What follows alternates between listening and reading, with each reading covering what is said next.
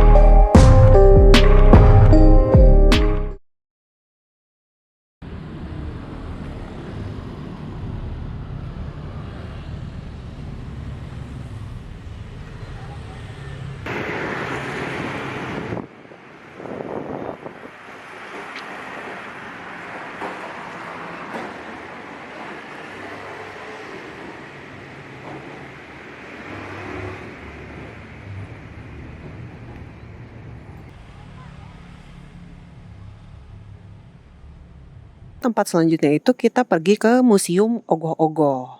Sebenarnya ogoh-ogoh itu diambil dari bahasa Bali ogah-ogah yang artinya itu menggoncang. Sebelum nyepi, itu 1 hari sebelum nyepi mereka kan akan arak ogoh-ogoh tuh sembari digoncang-goncang gitu kan. Setelah itu habis itu dibakar kan si ogoh-ogoh.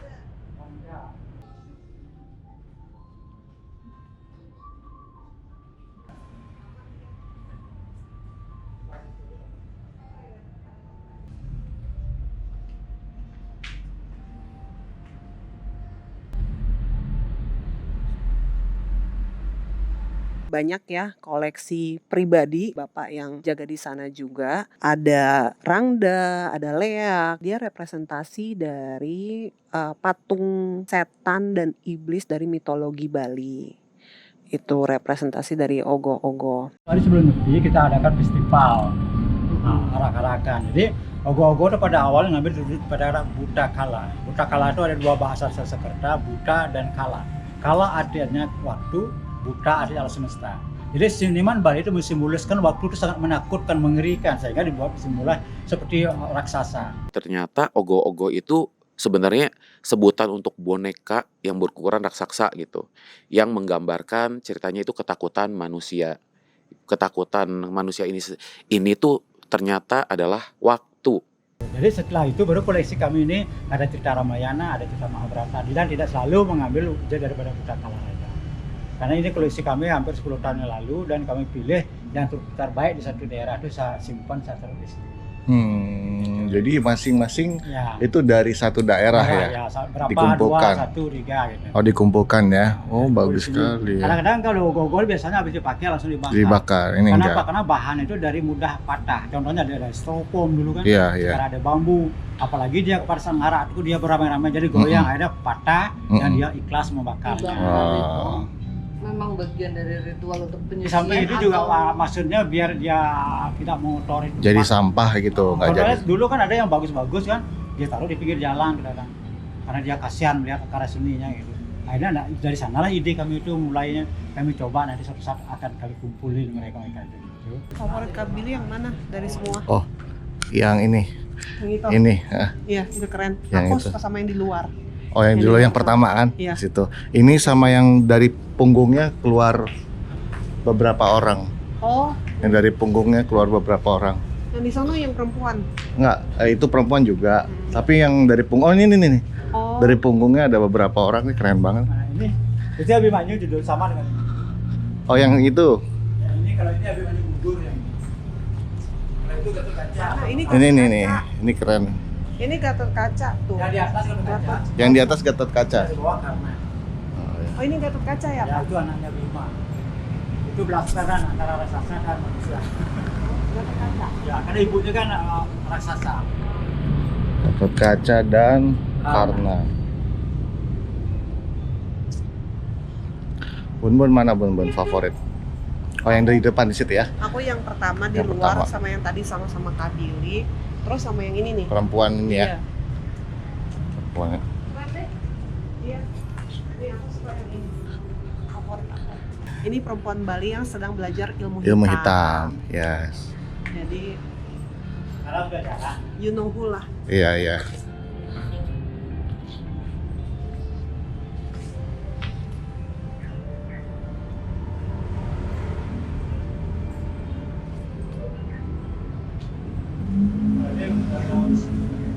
Oh iya benar. Coba ambil gambar. Oh iya. Udah. Oh? Oh iya.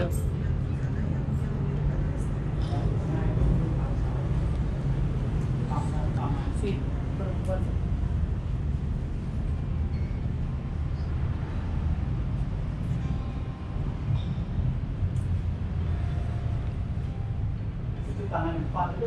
Bahannya dari apa ya Pak? Nah sekarang kita tidak dibolehkan pakai styrofoam lagi, kita pakai bambu. Ini semua isinya bambu nih. Nah, kalau yang lama kami masih seperti yang besar pakai styrofoam masih. Oh ini yang styrofoam. Ya karena sudah hampir 9 tahun yang lalu. Nah sekarang kalau kayak ini sudah ada bambu di dalamnya.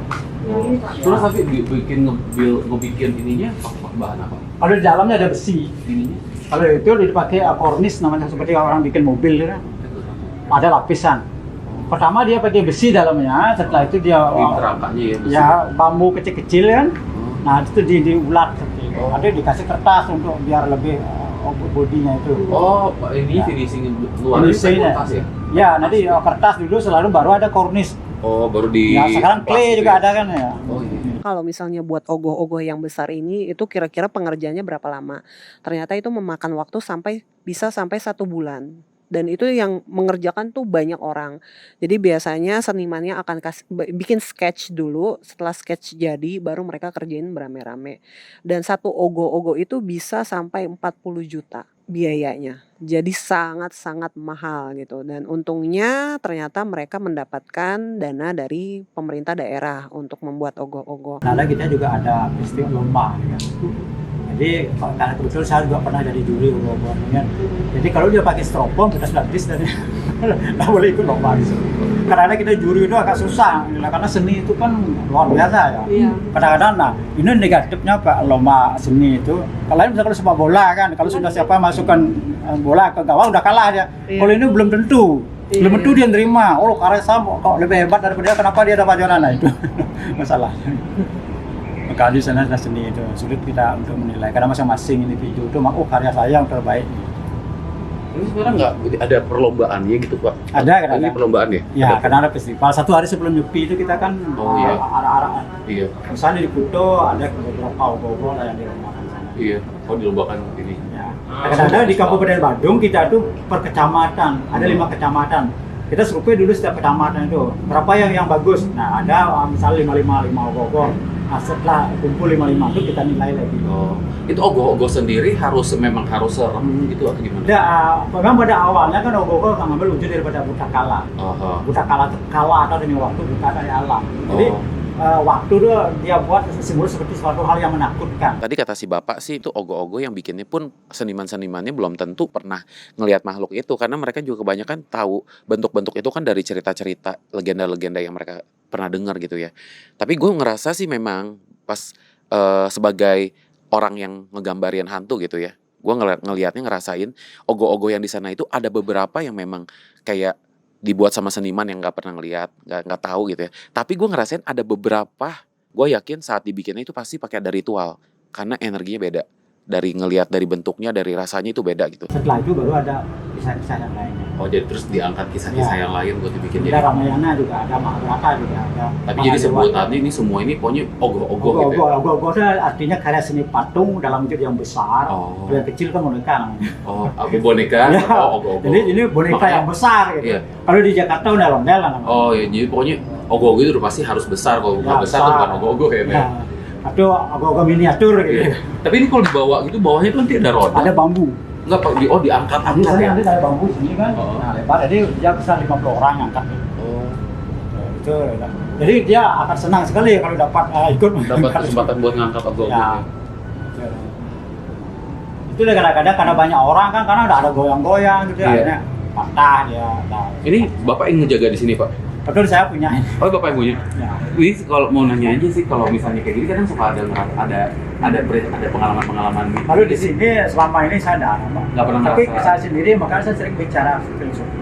Oh. Kenapa? Memang di sini ada roh-roh yang menunggu, Oh. tapi itu adalah saudara-saudara kita yang mati bunuh diri. Oh. Sehingga dia menolak badan kasarnya, sehingga dia dapat badan halus. Badan halus ada 3, pikiran, kecerdasan, ego, itulah yang bungkus sang jiwanya.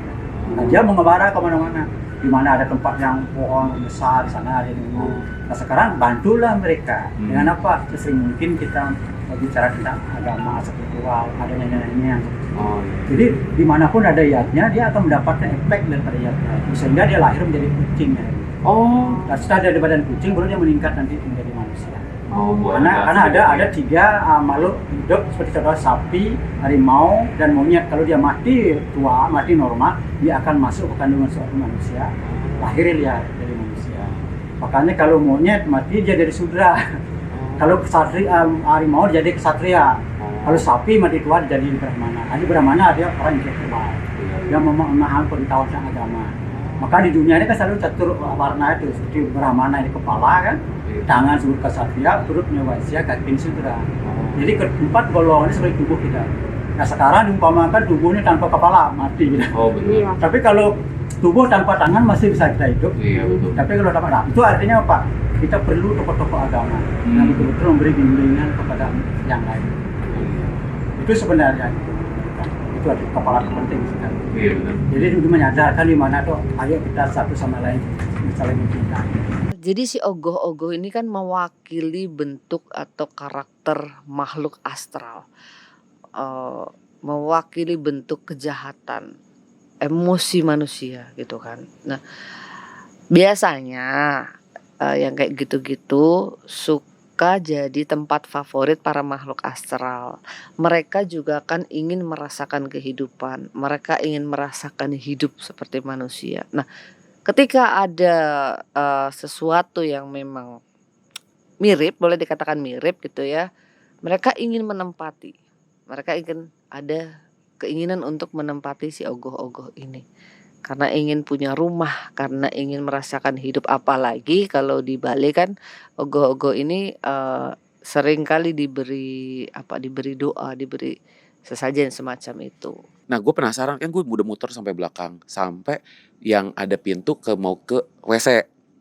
Di situ itu kan ada satu patung nenek, ada satu ogoh-ogoh yang gue bilang itu ogoh-ogoh favorit gue, yang nenek-nenek gitu ya, tapi serem banget. Nah, di situ gue ngerasa kenapa di sini gue ngerasanya kayak agak ngeri ya gitu, kayak ada banyak ada entitas-entitas lain gitu. That's why abis itu gue nanya ke si bapaknya, Pak, mau nanya, iseng aja gitu kan, gue nanya, di sini pernah ada yang aneh-aneh gak sebagai seorang, maksudnya kan dia pemilik kan, dia tinggal di sana kan, dia setiap hari di sana, apakah ada yang geser-geser atau pernah ada kejadian suara-suara, gue pengen tahu aja gitu kan, kepo.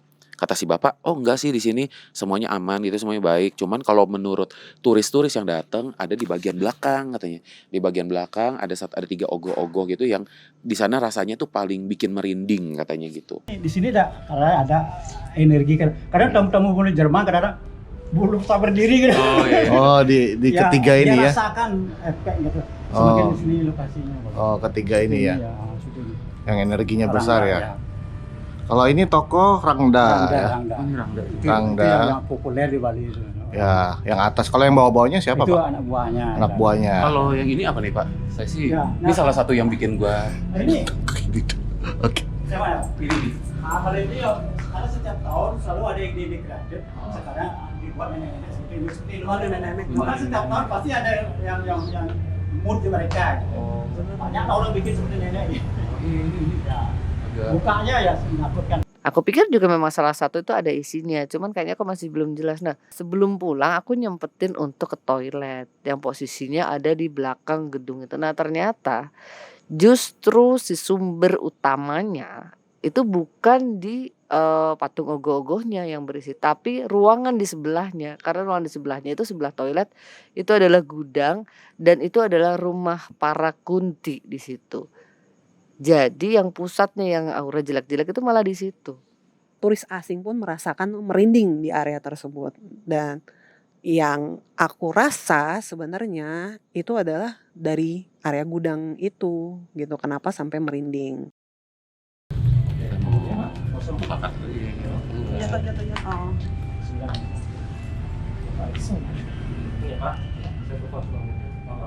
Genderuwo.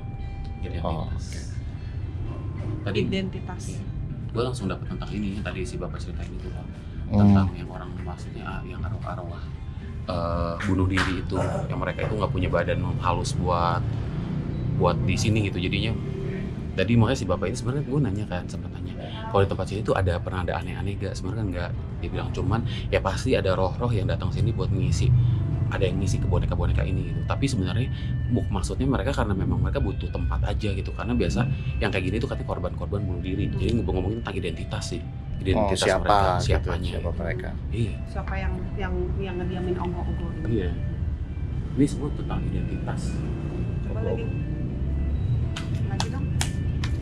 Ogoh-ogoh berbicara tentang identitas. Emang kalau yang seperti ini tuh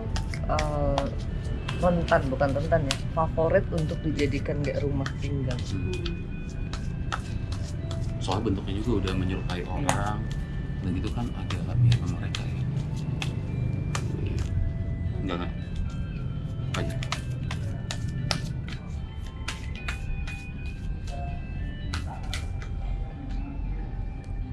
Kedamaian. Kedamaian. Coba lihat. Oke, kedamaian. Kedamaian. Oke. Mau ada interpretasinya ke kedamaian? Ketenangan akan membawamu menuju kedamaian tulisannya. Oke, berarti ketika ini semua didoakan yang ada di sini biar bisa. Tadi enggak, ketenangan itu yang tadi si bapak ceritain saat kita ngomongin di tempat kayak gini, misalnya dia ngomongin tentang ketuhanan, itu caranya si bapak membantu roh-roh ini katanya. Karena saat mereka misalnya diam di sini gitu, dan si bapak selalu menceritakan tentang ketuhanan, tentang kebaikan gitu. Jadi tempat ini pun bisa jadi tempat suci dan membantu mereka itu untuk jadi lebih tenang. Itu.